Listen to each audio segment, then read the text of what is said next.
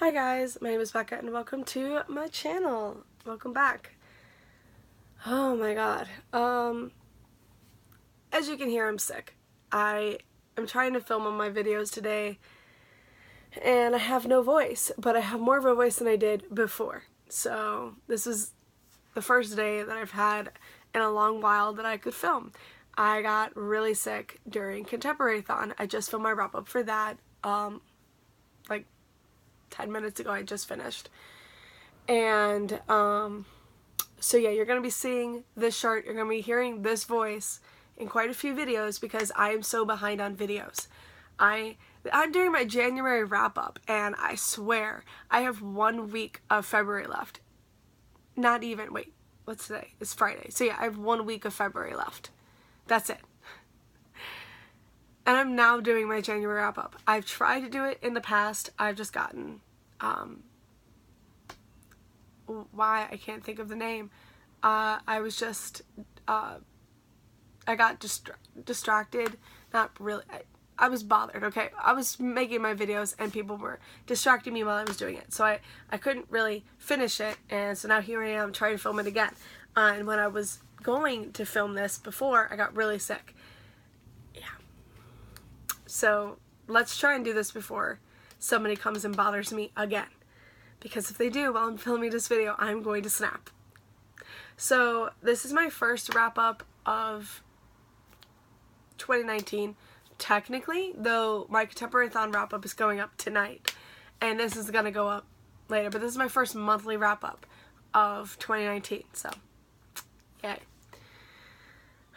And I'm trying to do things different this time. I'm going to see how this goes. I'm just trying something new. I'm going to see how this goes.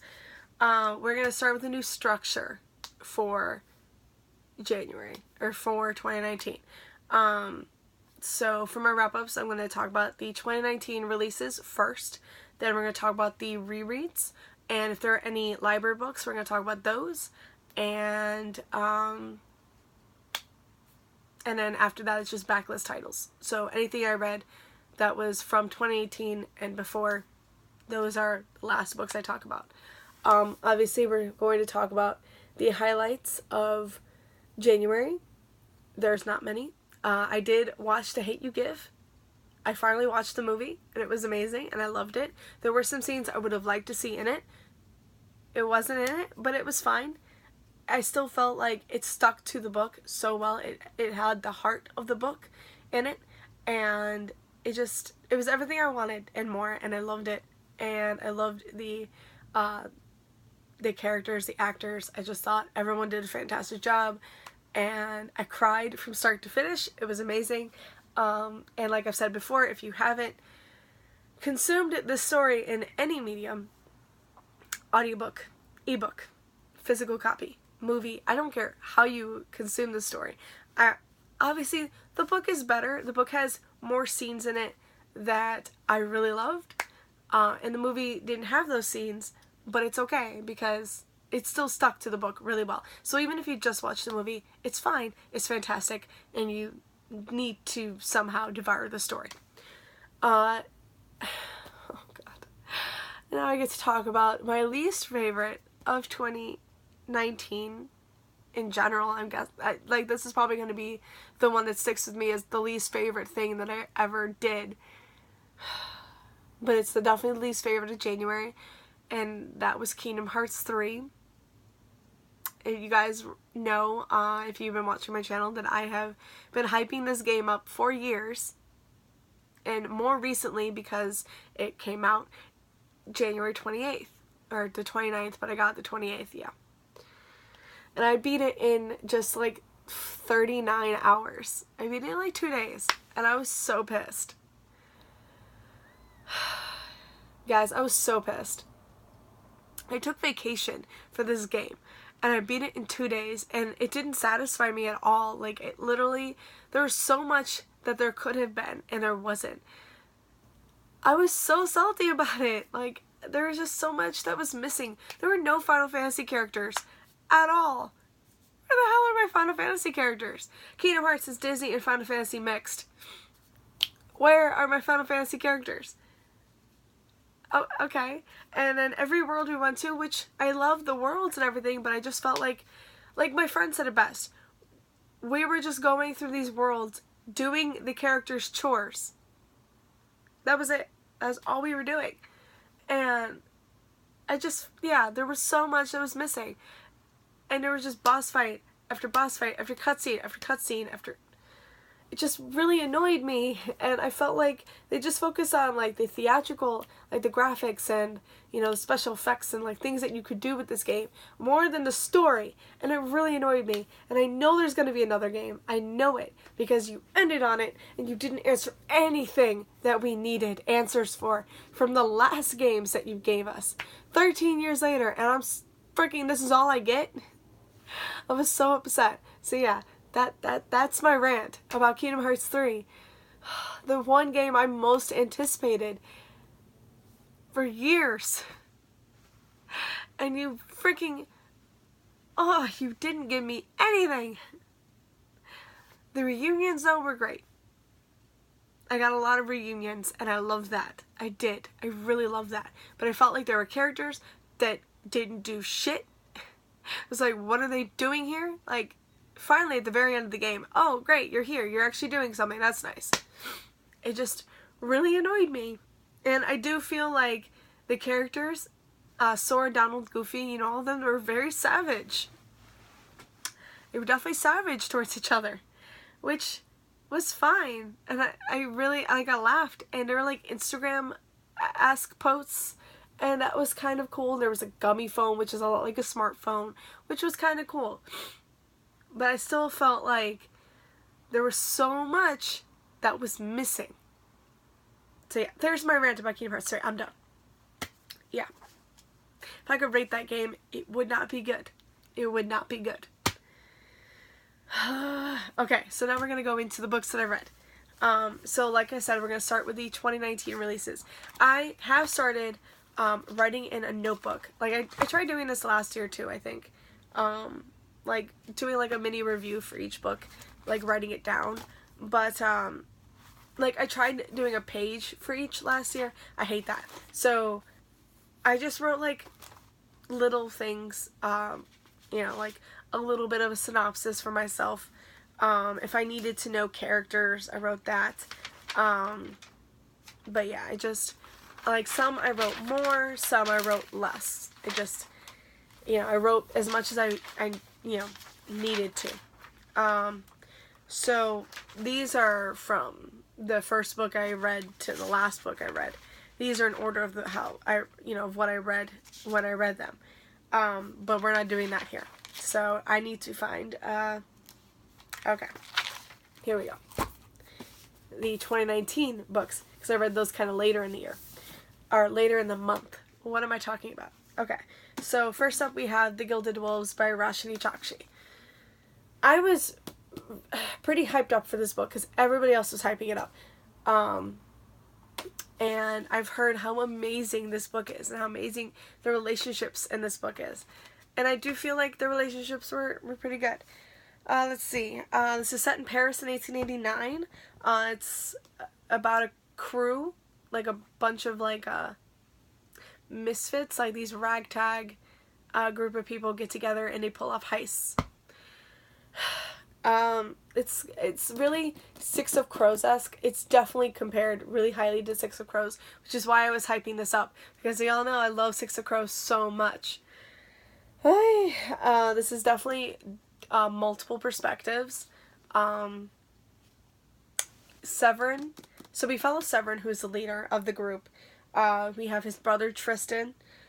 He loves his experiments. We have Zofia, who is another one who likes inventing, but she isn't the great with like social aspects. Like, she's not good with social interactions. She doesn't really know what to say. Like, you know what I mean? We have Enrique, who is he's Filipino. He's really witty. He loves history. And then we have Layla. She's the baker, a dancer, and pretty much the mother figure. Okay, those are our people. Also, though, we do have Hypnos, who kind of blackmails his way into the group. It's how about with this one heist, this big heist. He's like the charmer. And, okay. There's a lot of this I am so confused on. There's parts of this I really loved. I love the history that we get with Enrique. Like, he's a know-it-all with the history, and I love that because I love history so much. We get a lot of, like, Napoleon, historical parts. The Eye of Horus is used, so Egyptian mythology is used in this, which I really liked. But the whole, like, house power, I don't even know, like, where, I don't know, houses are the power of the government kind of thing. I don't know, I guess something like that. I didn't really understand that whatsoever. Like, I was just, like, coasting through, and I'm just like, I don't get this shit, but whatever. I'm liking the heist parts. I thought, like, some of them were pretty good, though I do feel like they were kind of rushed at times. There were just times where I was like, nah, okay, could have been better. Yeah, it's the magic system and the house system I just didn't really connect with. I didn't understand. It went over my head. Like, I mentioned that in this. I love the relationship. So, Severin and Layla have a past, and they're trying to, like, not, you know, let it get in the way of their job and, you know, their friendship and their crew, but, you know, it does at times. But I really love their relationship. And then there's a love triangle between Enrique, Zofia, and Hypnos.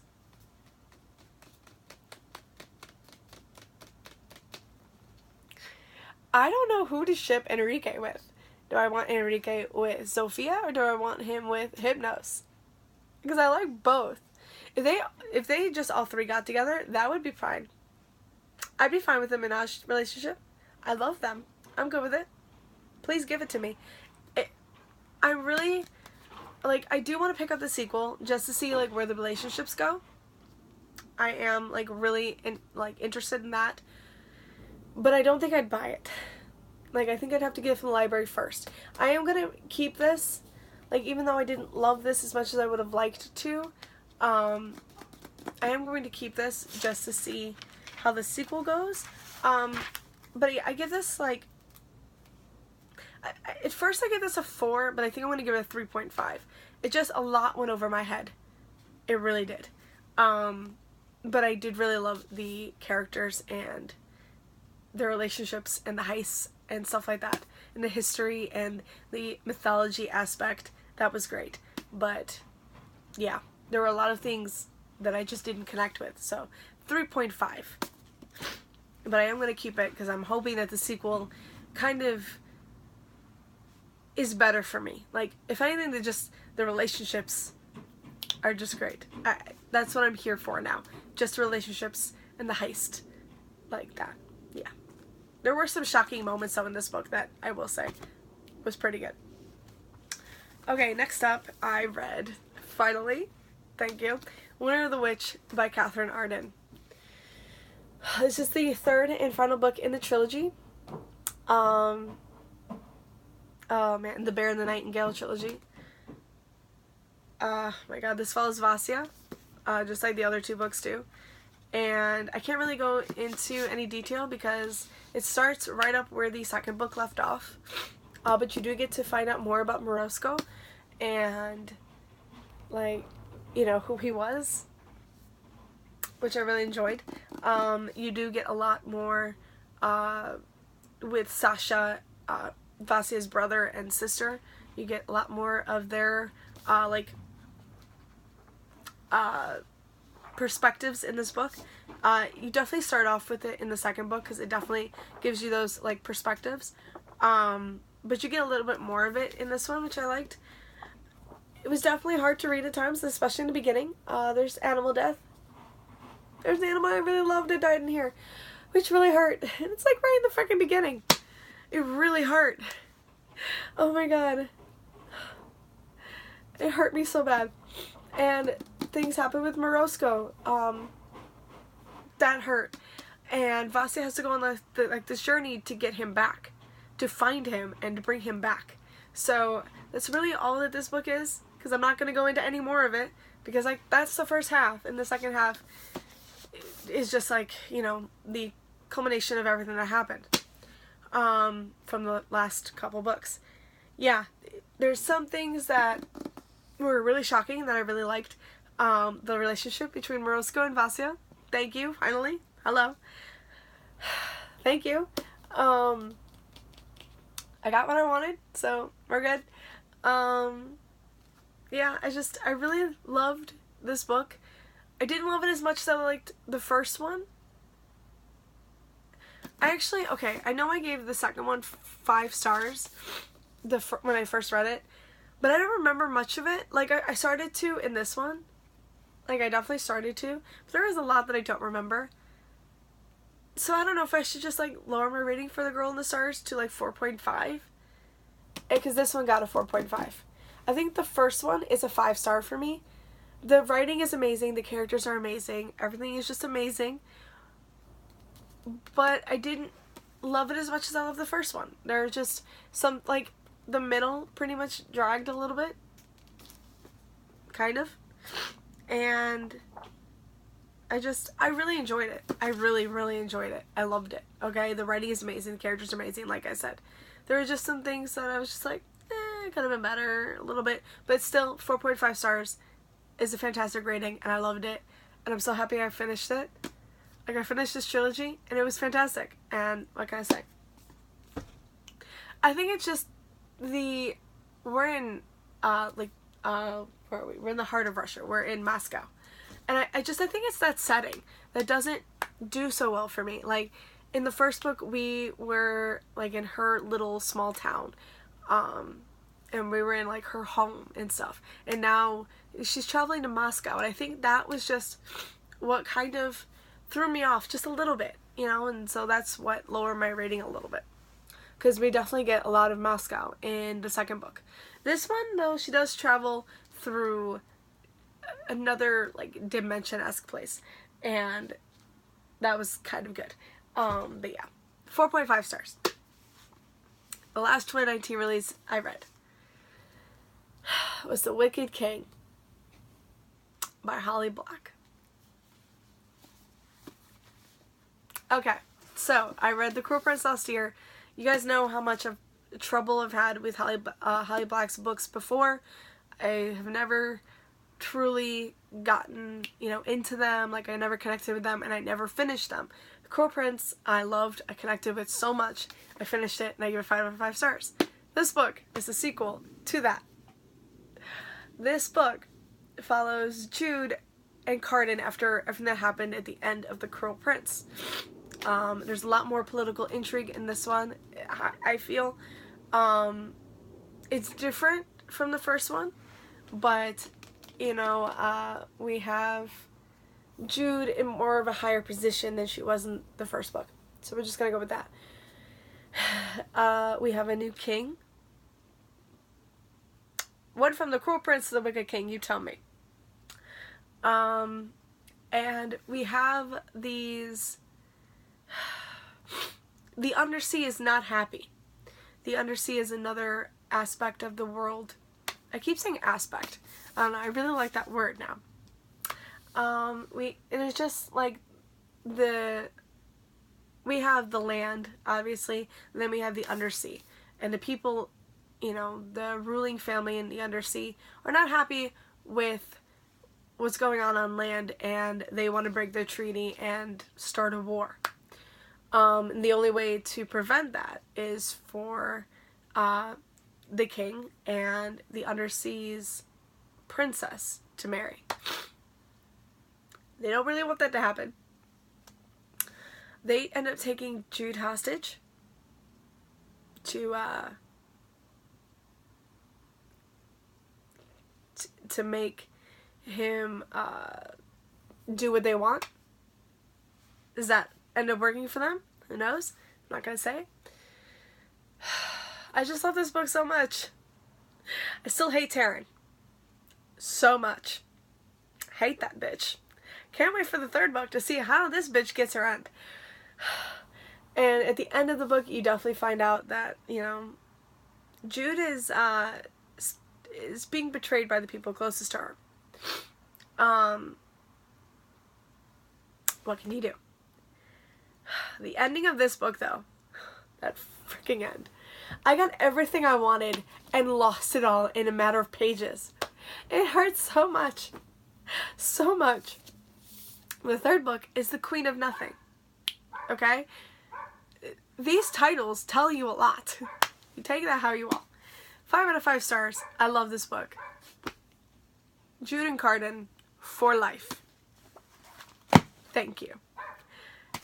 I loved it so much. The dogs are back. Great. Okay, so now we're going to go into the rereads that I read. I only have 2. Yeah. I only have 2 rereads. So that's good. So I reread Fantasy Lover and Night Pleasures by Sherilyn Kenyon. These are books 1 and 2 in the Dark Hunter series, though a lot of people just say this is book 1 and this is book 0. Totally understand, but in my opinion, you should read this one first before going into this one. So, book 1, book 2. Book 1, we follow Julian of Macedon and Grace. This is set in modern time, New Orleans. Julian of Macedon is from ancient Greece. He's about around 2,000 years old, and he's been cursed to live as a sex slave in a book for all eternity.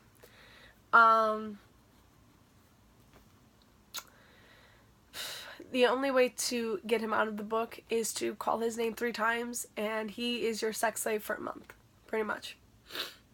Grace is one of those people, you know, she just does this joke because she doesn't believe it.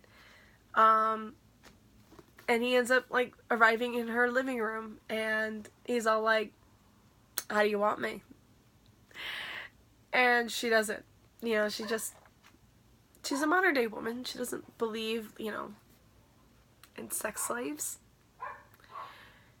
She doesn't believe in just, you know, she doesn't want to just have sex with him. She, you know, wants to get to know him, and she really just wants him to go away. She hasn't had a great, you know, time with men, and she doesn't really want anything. You find out more about Julian. You find out more about Grace, and their relationship together is amazing, and I loved it. 5 out of 5 stars. This is a reread that I've read like 10 times. I love this series. Okay. Book 2, Night Pleasures, follows Kieran of Thrace, who is a Dark Hunter. They're vampire-esque creatures. So, Dark Hunters are ancient warriors from long ago, like Greece mostly. There's some like Romans and Celtics. There's a Celt, but whatever. They're just ancient warriors from long ago that are murdered. They're killed in some fashion that they are so pissed off and upset that they want vengeance against the people that have wronged them. Kieran is murdered. He wants vengeance, and he becomes a Dark Hunter.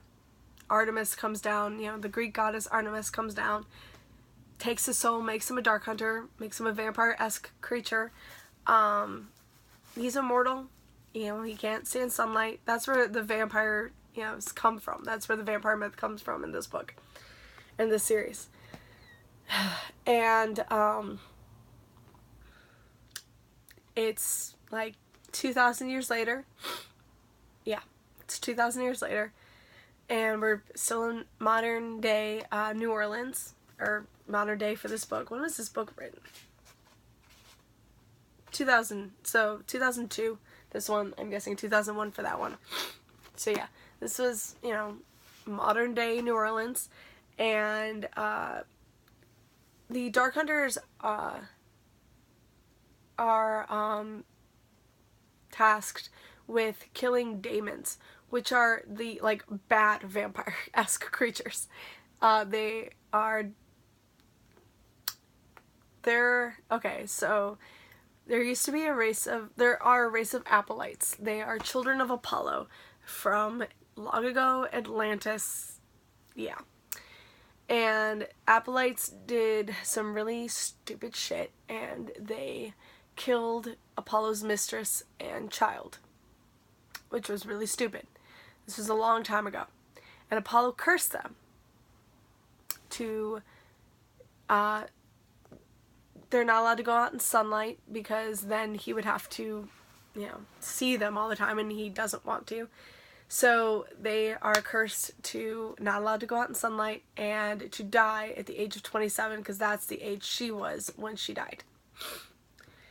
And it's not a good death. It's a horrible death. And the Apollites have one of two choices. They can kill themselves the day before their birthday, or the day before the 27th birthday, or they can become a daemon, which is to suck the life out of a human and take their soul into your body, and you live off of that soul for as long as it takes, which doesn't last long, so you have to continue to keep killing humans and taking their souls. That is the life of a daemon. Dark Hunters are tasked with killing daemons. There. 5 out of 5 stars. We have Kyrian, obviously. Amanda is his love interest. Amanda comes from a family of psychics. She doesn't necessarily believe in the vampires like her sister does, Tabitha, but she ends up believing it when she's handcuffed to Hunter, which is Kyrian. And yeah, she just finds herself handcuffed to him one day. They mistake her for Tabitha because they're twins. And they think it's funny because Tabitha's like, she's a vampire slayer, pretty much. Like, not like Buffy, but she hunts demons thinking they're just vampires. And one day they think Amanda is Tabitha, and they think it's just funny if, Kyrian or Hunter is handcuffed next to her and have to try and survive. Yeah, they just think it's funny. And that's how they meet, and you find out more about them, and it's amazing, and I loved it, and I love their relationship. And Kyrian of Thrace and Julian of Macedon used to be best friends. So I love when they see each other, because it's so good. It's so good. Okay, so those are the rereads. Now we need to talk about the backlist books that I read. So like I said, backlists are 2018 and before. Okay, so let's start with the first book I read in January, and that is Still Me by Jojo Moyes. This is the third book in the Me Before You trilogy. This is the conclusion to that trilogy, and we have Louisa, who has arrived in New York. She, in the last book, takes a job in New York, and here we are following her and her new job and her life in New York. Though she is in a long-distance relationship with her boyfriend, Sam, who she got in a relationship with in the last book. And, the job that she doesn't really know much about her employers, but when she does end up arriving at their place and getting this job and everything, it's not all it's cracked up to be. The employers are kind of assholes, and they're rich, and they're upper class New York, and it's like, great, and they're not the greatest people. Just saying. I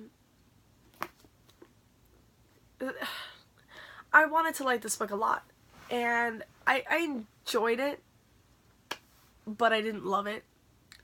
I gave this 3.5 stars.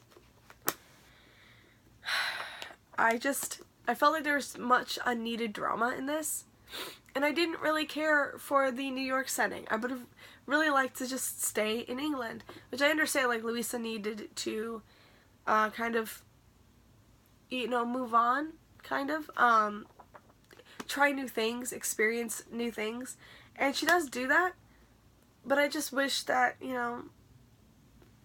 we stayed in England. I really liked the first two books because of, I think, the England setting and the relationship with Sam and the relationship with Will in the first one. And this one, I just felt like, the long distance thing wasn't working for me. And I really felt like there was a lot of drama because of that. And then the employers, I just really did not like, and I did not like the situations they put her in. And yeah, I give this 3.5 stars. It took me a while to read it. It took me over a week to finish it, when it should have only taken me a couple of days. After You, like, took me 2 days to read. I read it in like 2 sittings. So yeah. It was still a solid conclusion, and I still, like, enjoyed it, but I love the first 2 books a lot more.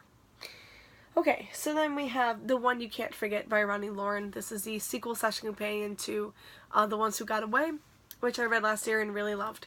I really enjoyed that. This one follows Rebecca, who is part of the friend group you meet in the first book, and she is a divorce attorney, divorce lawyer.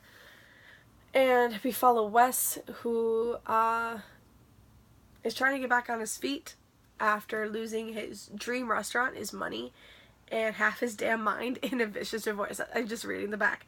And Rebecca was his ex-wife's lawyer, and she took him for everything she got, or everything he had. She took him for everything. And he blames Rebecca for a lot of it. And one day, Wes ends up saving Rebecca from this mugging. He doesn't remember, he doesn't recognize who she is at first. They end up, sort of becoming friends in that moment. It was really nice. And then she kind of tells him who she is, and because she recognizes him, and it's not good. They each believe things of the other, which is not entirely true. And I really liked the relationship, like, in the second half. I felt like their, whole, like, hating each other, but, like, trying to sort of become friends was just, like, okay. But I really loved their relationship in the second half of the book. Like, when they finally decide that, what, screw it, we're really good friends and we can really be together because, we really are attracted to each other. I like the fact that it wasn't really insta-lovey. It was, like, just instant attraction. And the fact that Rebecca just keeps going back and forth, like, she says one thing and she does another, and it's just like, what the fuck did you just do?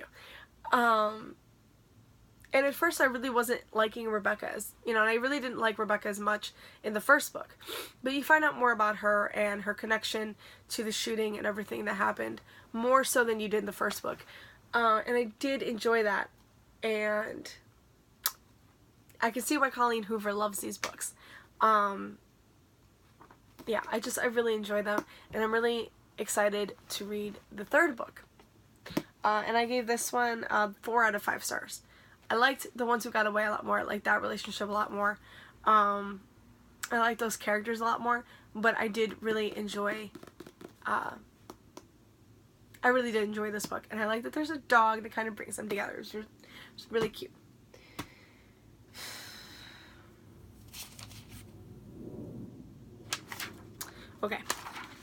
Okay. Next up we have Dark Triumph by Robin Lefevre, which is the sequel / companion to Grave Mercy. I read a lot of companion books, as you can tell. My god, these videos are so long, and I'm so sorry, because we're not even, like, halfway. Or no, maybe we are halfway, but I still have a lot more to talk about. Dark Triumph follows Sabella, who is another daughter of death.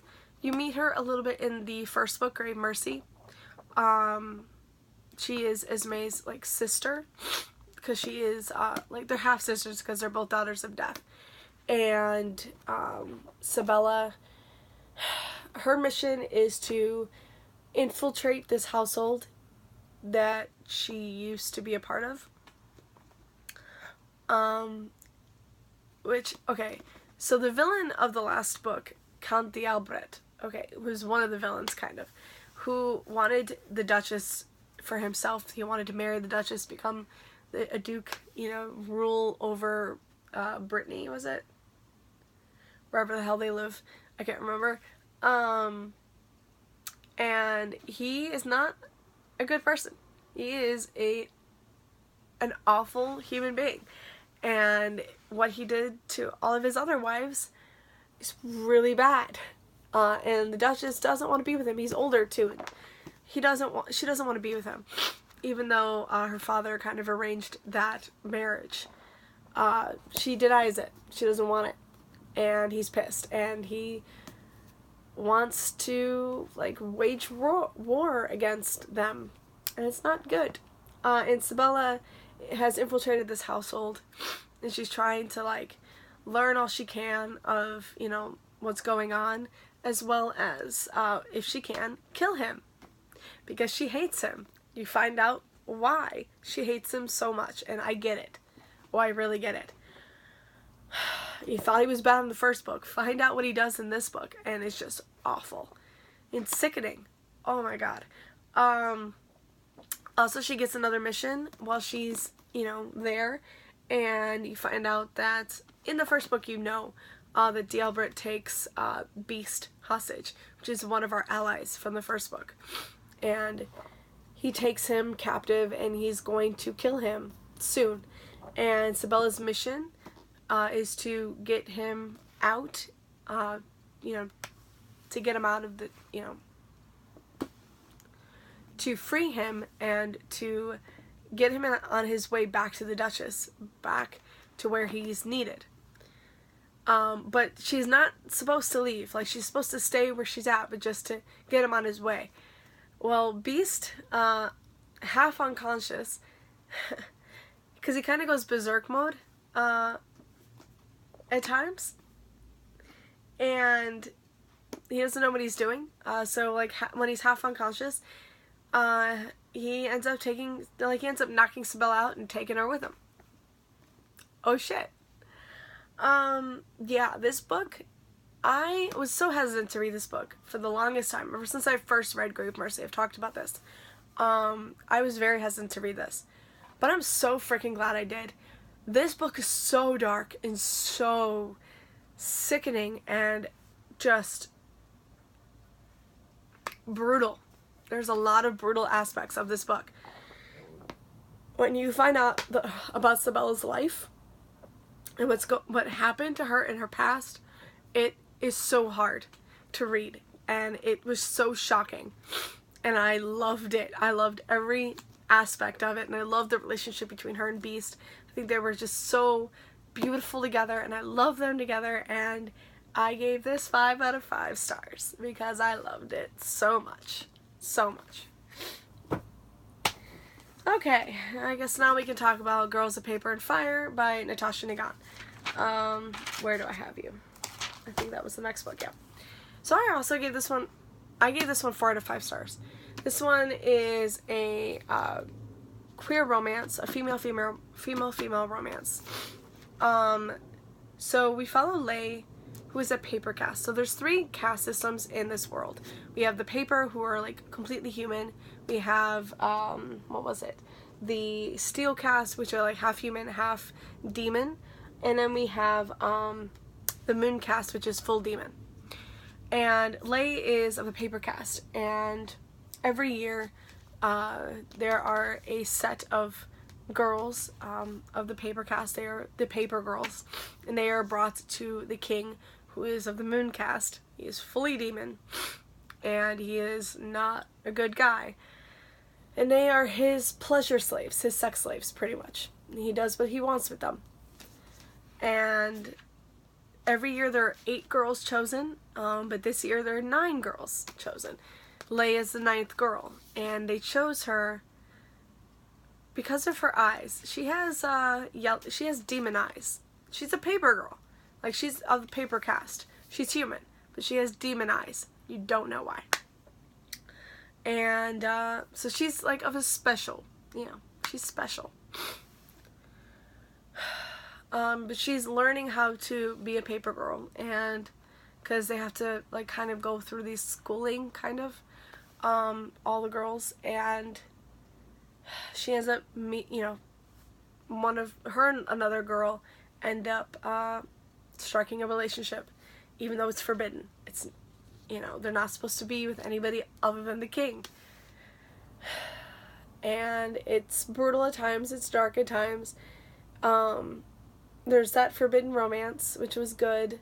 There are friendships forged, which was nice.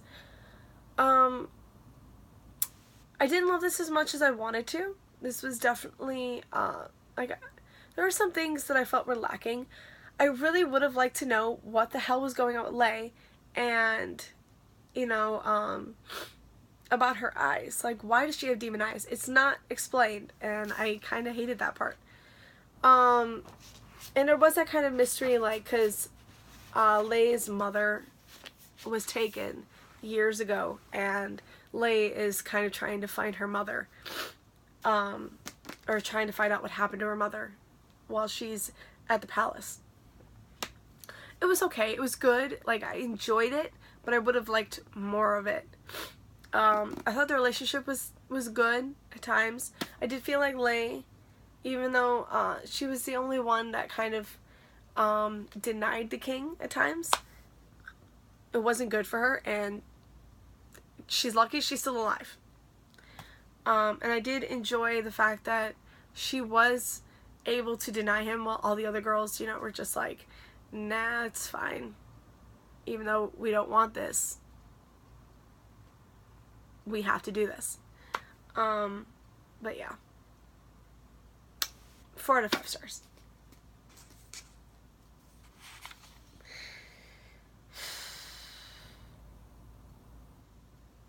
But yeah, there were plot twists I liked, and then there were just plot twists I thought were like so-so of that book. So yeah. Let's see. I think there's only a couple more.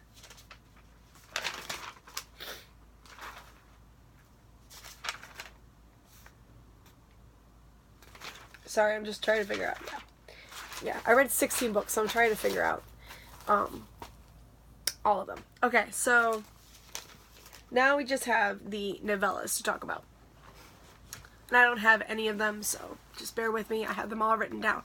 So the first one I read was The Lost Sisters by Holly Black, which is the in-between Cruel Prince, like the novella in between Cruel Prince and The Wicked King. It's Taryn's story. It's like her going over what happened and why she did what she did and stuff like that. I didn't really care much. I don't like Taryn. I've never liked Taryn. I gave this like a 2.5 stars. I don't like Taryn. I really don't. She can apologize all she likes. She can explain why she did what she did all she likes. I don't care. I don't like her. And she can choke. Next up, and then I think all the other novellas were just the Ghost of the Shadow Market, because I had to read that one, or all of these, before going to Queen of Air and Darkness. So I did that. I listened to them all on audiobook too, by the way. First up, we have Learn About Loss by Cassandra Clare, and I don't remember the other, I don't remember the other authors of these, because I know Cassandra Clare writes with other authors, so I don't remember them. I don't care. That's book 4 in the Ghost of the Shadow Market. Novellas, I give this 3 out of 5 stars. This follows Brother Zechariah and an Iron Sister who go to a dark carnival where mundanes are going and coming out. They're not all together there. They're kind of insane. They can see things that they shouldn't be seeing. And yeah, they're just going there to investigate what's going on. I didn't really care much about this one. Didn't really like the narrating, the narrator for the audiobook. I didn't think that was pretty good. Yeah, I didn't really like this. I give it 3 stars though, so.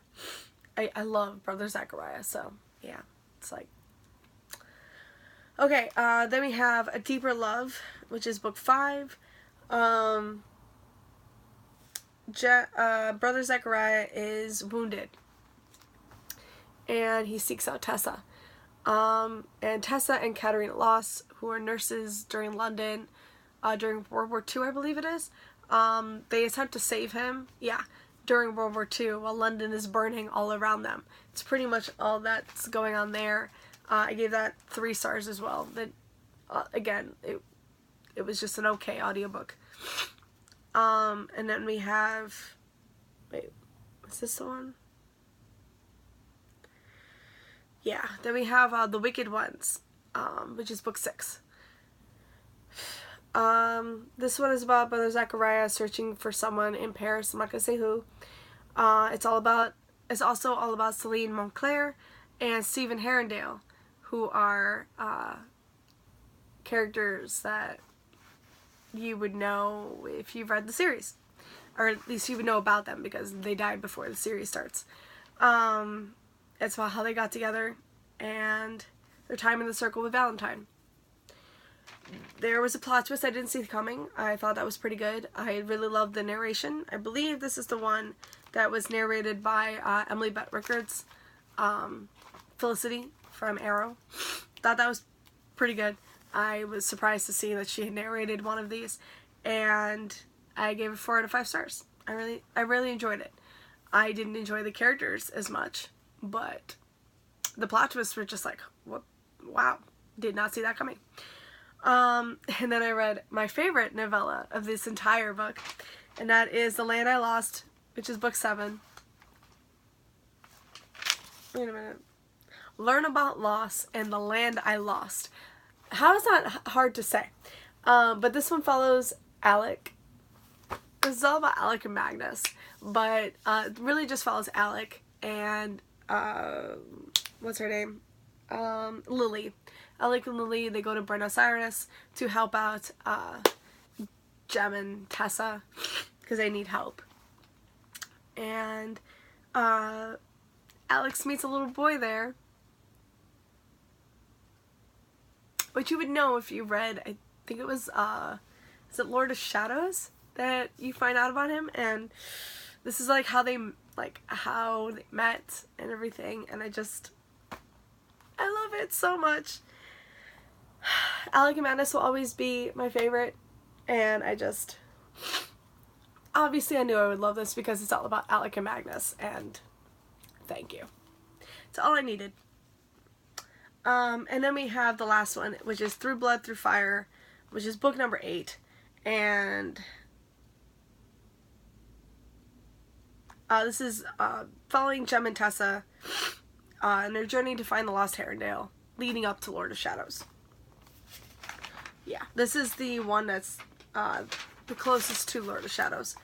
But yeah, this is all about Jem and Tessa. It's all about Jem and Tessa. And there is a plot twist in this, which was great to see. And it was just great. I loved it. I give it 3.5 stars. There wasn't a whole lot in this, but I really enjoyed it, and so yeah, I give it 3.5 stars. And that's all I read in January. I'm so glad I could get this freaking wrap-up out of the way because, damn, it's taken me forever to make this video. So thank you guys so much for watching. I hope you enjoyed this wrap-up. I hope you enjoyed the way that I'm doing my wrap-ups now because I actually really like this. And I'm hoping to do this for all of my wrap-ups in 2019. We'll see how this goes. So thank you guys so much for watching. I hope you enjoyed this video, and I will see you again next time. Happy reading. Bye.